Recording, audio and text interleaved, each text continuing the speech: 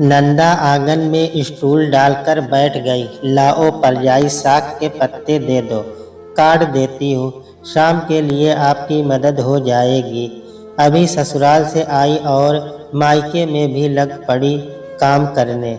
रहने दे, मैं कर लूँगी, सुमीता ने कहा। पर वाक्य समाप्त होने से पहले ही एक फुट और लग गया संग में। क्यों? आप अकेले क्यों रहोगे? काम मुझे किस दिन मौका मिलेगा आपकी सेवा करने का? यह स्वर अनिका का था। हंसती हुई अनिका सुमीता की बाँह थामे उसे बिठाती हुई आगे कहने लगी, आप बैठकर साग के पत्ते साफ करो मम्मा। बाकी सब भाग दौड़ का काम मुझ पर छोड़ दो। आज अनिका की पहली लोहड़ी थी। कुछ महीने पहले विवाह कर आई अनिका घर में ऐसे घुल मिल गई कि जब कोई सुमीता से पूछता कि कितना समय हुआ है बहू को घर में आए, तो वह सोच में पड़ जाती। लगता था जैसे हमेशा से ही अनिका इस घर में समाई हुई थी। तुम्हें यहाँ मोहाली का क्या पता बेटे? आज सुबह ही तो पहुँची हो दिल्ली से। कल शाम तक तो ऑफिस में बिजी थे तुम दोनों। उसे देखो, अमन कैसे सोया पड़ा है अब तक। अपने बेटे की ओर इशारा करते हुए सुमीता हंस पड़ी। मायके में तो सभी को नींद आती है। नंदा ने भतीजी की टांग खिंचाई कि अमन का जॉब काफ़ी डिमांडिंग था। शादी के बाद वह सिर्फ त्योहारों पर ही घर आ पाया था, मगर अनिका कई बार अकेले ही वीकेंड पर बस पकड़कर आ जाती। सुमीता मन ही मन गदगद हो उठती। 1.5-2 दिनों के लिए बहू के आ जाने से ही उसका घर आंगन महक उठता। लगता मानो अनिका के दिल्ली लौट जाने के बाद भी उसकी गंध आंगन में मंडराती रहती। लेकिन साथ ही सुमीता के दिल को आशंका के बादल घेर लेते कि कहीं अमन के मन में शादी के तुरंत बाद अकेले वीकेंड बिताने पर यह विचार न आ जाए कि घर वाले कैसे सेल्फिश हैं, अपना सुख देखते हुए बेटे बहू को एक साथ रहने नहीं देते। उसके समझाने पर अनिका उल्टा उसे ही समझाने लगती। मम्मा, मैं हम दोनों की खुशी और इच्छा से यहाँ आती हूँ। इस घर में आकर मुझे बहुत अच्छा लगता है। आप नाहक ही परेशान हो जाती हैं। सास बहू के नेहबंद के लिए श्रेय की लहदार अनिका है। उससे अधिक सुमीता हर माँ बेटे के लिए लड़की ढूंढते समय अपने मन में अनेकानेक सपने बुनती है। नई बहू से हर परिवार की कितनी ही अपेक्षाएं होती है। उसे नए रिश्तों में ढलना होता है। परिवार की परंपरा को केवल जानना ही नहीं, अपनाना भी होता है। हर रिश्ता उसे अपनी कसौटी पर कसने को तत्पर बैठा होता है। ऐसे में नए परिवार में आई एक लड़की को यह अनुभूति देना कि यह घर उसका अपना है, उसके आसपास सहजता से लज्जित भावना का घेरा खींचना कोई सरल कार्य नहीं। सुमीता ने अभी अनिका को अपने परिवेश के अनुकूल ढलने को बाध्य नहीं किया। वह तो अनिका स्वयं ही ससुराल में हर वह कार्य करती, हर वह रस्म निभाती जिसकी आशा एक बहू से की जा सकती है। जब भी आती अपनी सास के लिए कुछ न कुछ उपहार लाती। सुमीता भी उसको लाड करने का कोई मौका न चूकती। सुनीता के पति अशोक चुहल करते, बहू की जगह बेटी घर ले आई हो और वह भी बराइब होने में माहिर। आप पहली लोहाई के मौके पर कई रिश्तेदार आमंत्रित थे। आस पड़ोस के सभी जानकार भी शाम को दावत में आने वाले थे। आंगन के चारों ओर लाल हरा टैड लग रहा था। जनवरी की ठंड में उधड़ी छत को ढलने हेतु लाइटों की झालर बनाई गई थी। आंगन के बीचों बीच सूखी लकड़ियां रखवा दी गई थी। आज के दिन एक और सुमीता अनिका के लिए सोने का हार खरीद कर लाई थी, जो उसे शाम को तैयार होते समय उपहार स्वरूप देने वाली थी। तो दूसरी ओर अनिका अपनी सास के साथ साथ सभी रिश्तेदारों के लिए तोहफे लाई थी। शाम की तैयारी में अनिका अपनी कलाइयों में सजे जूड़ों से मेल खाती गहरे लाल रंग की नई सलवार कमीज व अमृतसरी फुलकारी काम की रंग बिरंगी चुनरी पहनकर आई तो सुमीता ने स्नेह भरा दृष्टिपात करते हुए उसके गले में सोने का हार पहना दिया। प्यार से अनिका सुमीता के गले लग गई। फिर उससे पूछते हुए अनिका रिश्तेदारों के आने के साथ पैरी पैना करते हुए उन्हें उपहार थमाने लगी। सभी बेहद खुश थे। हर तरफ सुमीता को इतनी अच्छी बहू मिलने की चर्चा हो रही थी। शाम का कार्यक्रम आरंभ हुआ।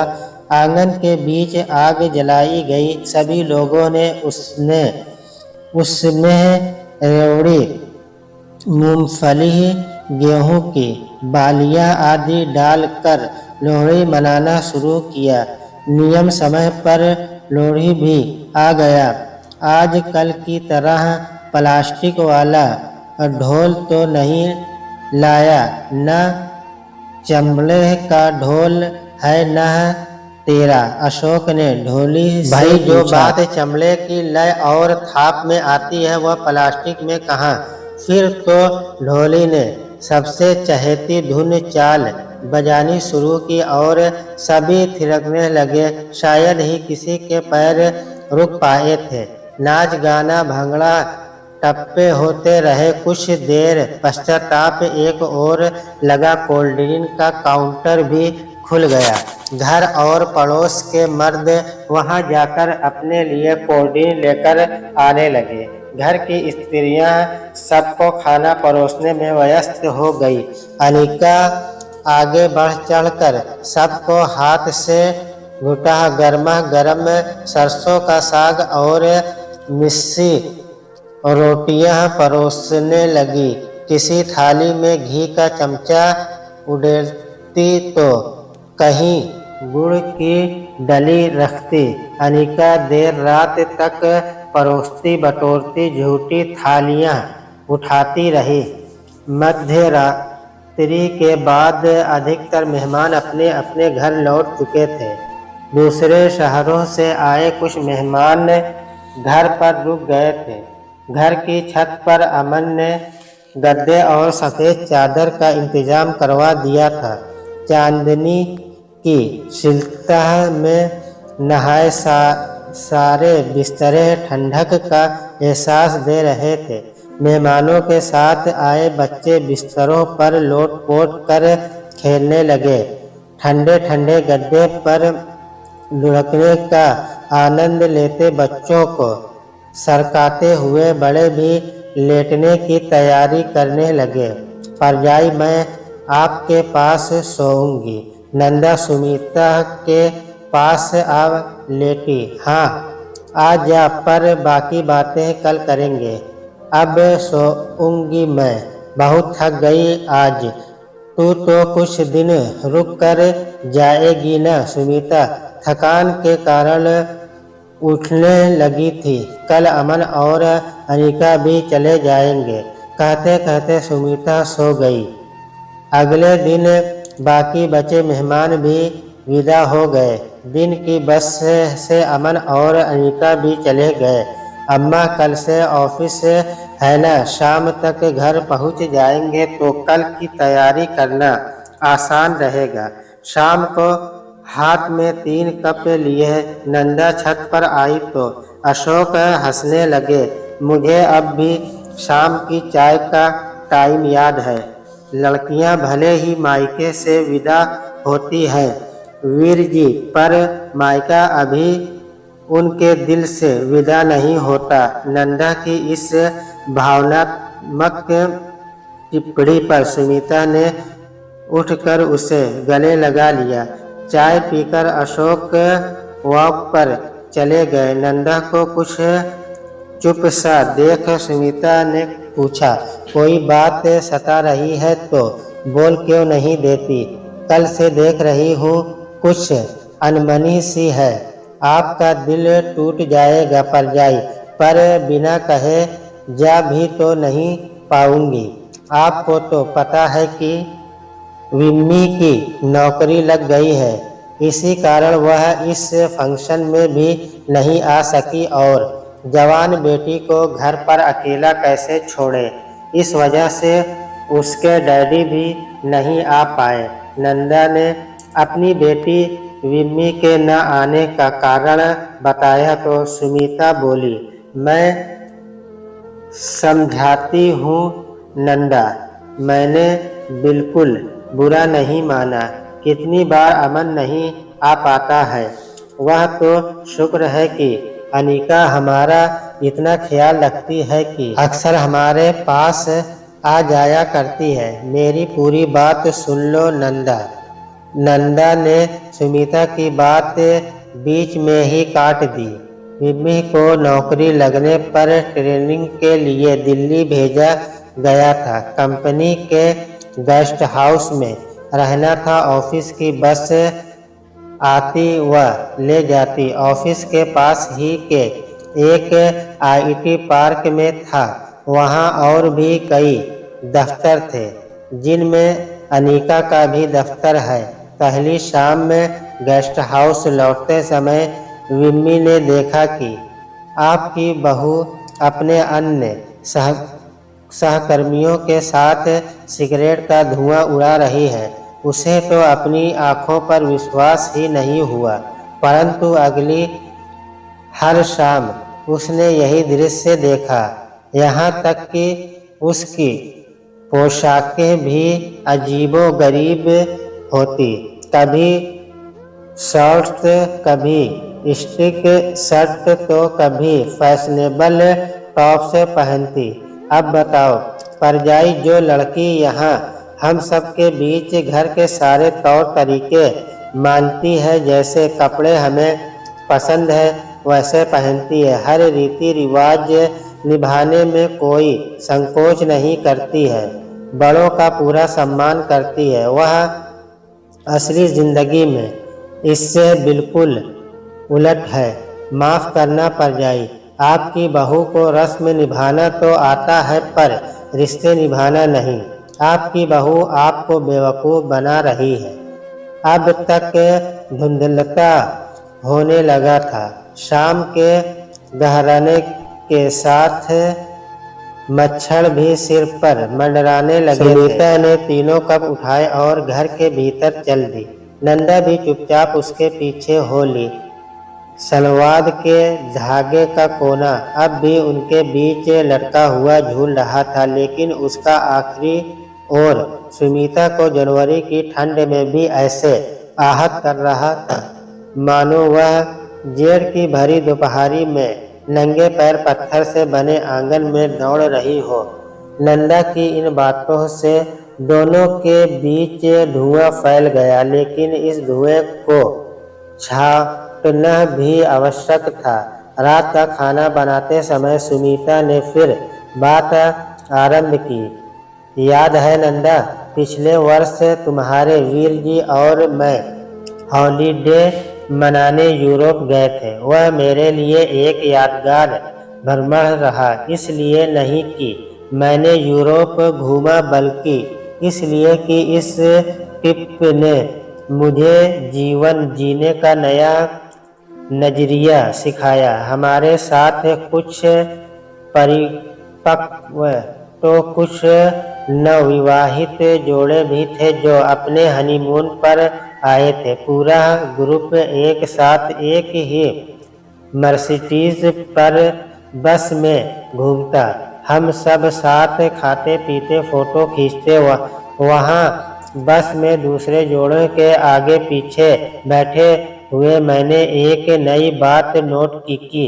आजकल के दंपति हमारे जमाने से काफी विलग है। आजकल पति पत्नी के बीच हमारे जमाने जैसा सम्मान का रिश्ता नहीं बल्कि बराबरी का नाता है। हमारे जमाने में पति परमेश्वर थे, जबकि आजकल के पति पार्टनर है। आज की पत्नी पूरे हक से पति की पीठ पर थल भी जमा सकती है और लाड में आकर उसके गाल पर चमाट भी लगा सकती है। इसके लिए उसे एकांत की खोज नहीं होती। वह सारे समाज के सामने भी अपने रिश्ते में उतनी ही उन्मुक्त है जितनी अकेले में। झूठ नहीं कहूँगी नंदा, पहले पहले तो मुझे काफ़ी अजीब लगा यह व्यवहार। अपनी मानसिकता पर इतना गहरा प्रहार मुझे डगमगा गया। पर फिर जब उन लड़कियों से बातचीत होने लगी तो मुझे एहसास हुआ कि आजकल के बच्चों का खुलापन अच्छा ही है। जो अंदर है वही भावना बाहर भी है। कहते तो हम भी हैं कि पति पत्नी गृहस्थी के पहिए हैं, बराबरी के स्वर पर खड़े, पर फिर भी मन के भीतर पति को अपने से श्रेय मान ही बैठते हैं। पर आजकल की लड़कियां कार्यरतता में लड़कों से 20 ही है, 19 नहीं। तो फिर उन्हें उनका जीवन उनके हिसाब से जीने पर पाबंदी क्यों?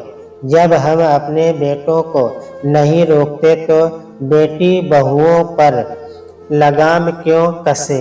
यूरोप जाकर मैंने जाना कि सबको अपना जीवन अपनी खुशी से जीने का अधिकार मिलना चाहिए। किसी को भी दूसरों पर अंकुश लगाने का अधिकार ठीक नहीं। पारिवारिक सान्निध्य से ऊपर क्या है भला? यदि परिवार की खुशी के लिए अनिका हमारे हिसाब से ढल कर रहती है तो हमें उसका आभारी होना चाहिए। फिर अपनी निजी जिंदगी में वह जो करती है वह उसके और अमन के बीच की बात है।